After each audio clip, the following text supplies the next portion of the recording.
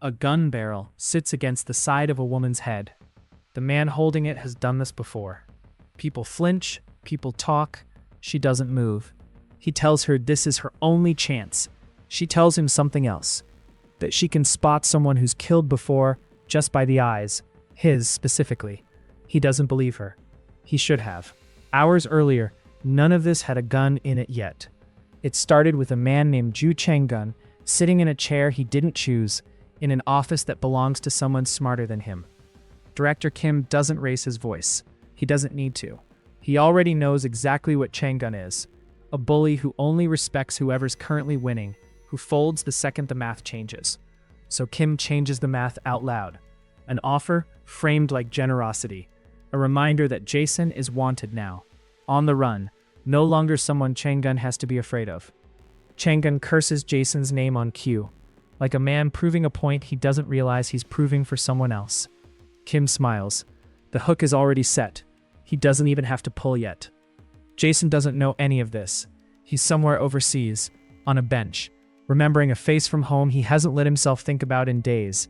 He left her with Su-hyeon. Guns are hard to get in Korea, he tells himself. Like that settles anything. It doesn't. There are people waiting for him to come back, and waiting isn't the same as safe. Back in Korea at the gym, safety is already cracking. Hajin walks in on Su-hyeon with an arm around Sejin's neck, and the question she asks isn't really about the arm. Su-hyeon deflects with a joke, then does something else. She introduces herself properly, by name, like a woman who knows exactly what kind of fire she's standing next to, and isn't afraid of getting burned. Hajin's anger curdles into something worse. Guilt. Jason, an arson suspect, hiding somewhere with no one watching his back. Sejin dragged into a war that started because of her. She wonders out loud if that's the price everyone around her keeps paying. Su-hyeon doesn't let that stand. People who feel guilt did something wrong, she tells her. People who don't, the ones who hurt others and walk away clean, those are the ones who pay eventually, on someone else's schedule, not Hajin's. Hajin just needs to stop carrying weight that isn't hers. It's a small mercy. It doesn't last the night. The group goes out to celebrate Hajin's first real welcome into the circle.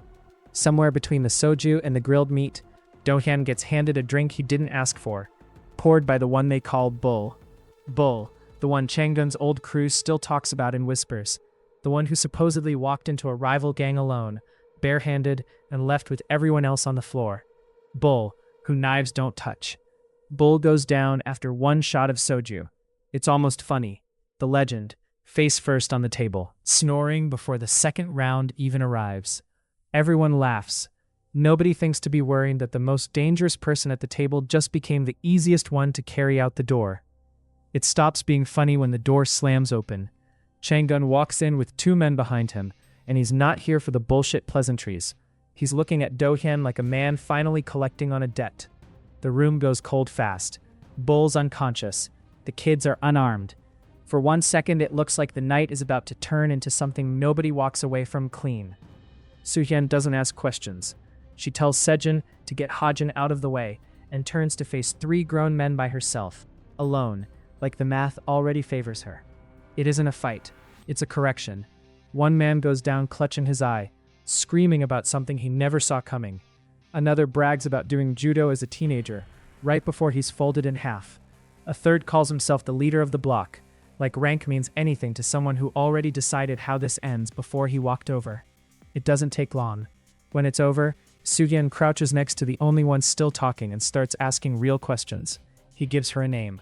Chief Kim, 2 underlings, sent to turn everything upside down. That's the whole operation, supposedly. Su-hyeon doesn't buy it. Nobody sends 2 men to do a job that small, unless the job was never the point. She's right.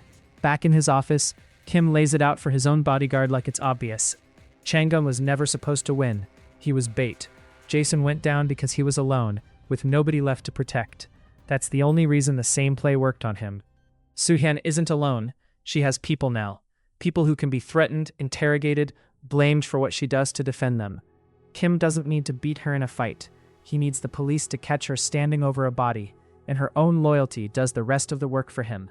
The bodyguard isn't convinced 2 random thugs could ever get close enough to matter. Kim doesn't care if they win. He cares that the trap gets sprung at all. When Su-hyeon hears the shape of the plan secondhand, she calls it exactly what it is: bullshit. If they want to fight, they can have one. Face to face, no setups, no bait, no script. She sends her people home with Bull still unconscious between them, and stays behind alone to finish what she started. That's when the second wave shows up. 2 men, badges out, claiming drug division, here on a tip. Su-hyeon doesn't buy that either. Not the badges, not the timing, not the lines they're clearly reciting from somewhere else.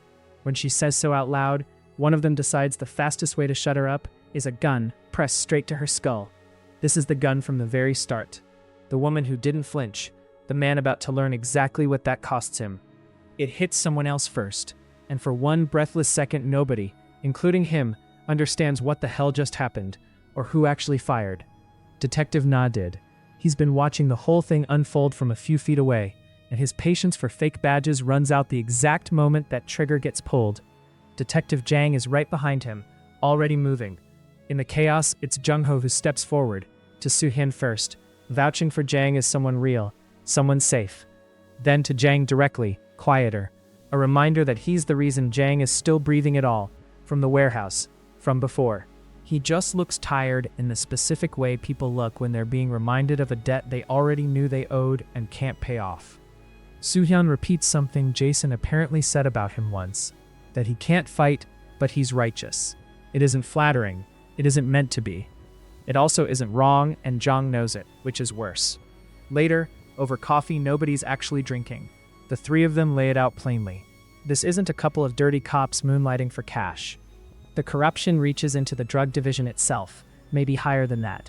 If they can prove it, actually prove it, not just suspect it out loud over coffee, it might help Jason's case. Might.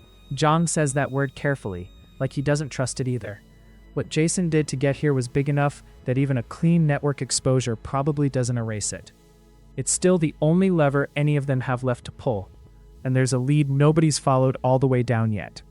Kang Jiyeon walks in, young, sharp-tongued, exactly the kind of person nobody expects to be holding the most dangerous information in the room. She's been tracing the dark web drug pipeline for them, following the money instead of the rumors. A shipping company, a delivery worker living a little too well for what the job actually pays. She was one parcel away from confirming exactly who that was when the factory making the product went up in flames and took the answer with it. She wants out. She's done enough, she says. They tell her it's enough to start with. They have a thread now, even without a name attached to it yet. Give them a day. A day is all it takes. Somewhere across town, a woman is screaming at a boutique clerk over a handbag, like the clerk personally owes her more than an apology. She doesn't know yet that her own spending, designer brands on a salary that doesn't come close to explaining them, is the exact reason someone is about to find her alone in a bathroom with nowhere left to run. Su-hyeon doesn't ask nicely. She doesn't need a confession, just a name and an address. She gets both, the hard way. And the woman who thought she was the main character of her own complaint 20 minutes ago ends up exactly where everyone who underestimates Su-hyeon usually ends up. Bleeding, talking, and grateful it stops there. The trail leads to a delivery worker finishing his last drop of the day. He's careful, unbothered, almost helpful, right up until Su-hyeon makes it clear she isn't police and isn't leaving without names. Han Junwoo, Chief Kim, Team Leader Kang, the factory's new location. She wants all of it, and she wants it now. He smiles like she's the one who just made a mistake walking up to him alone. Because the delivery driver isn't just a delivery driver.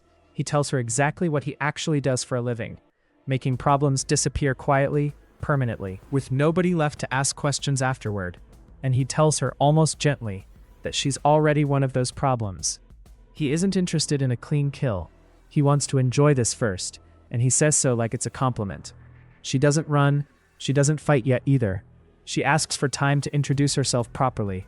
He laughs and gives it to her, flattered, careless, already certain he's won.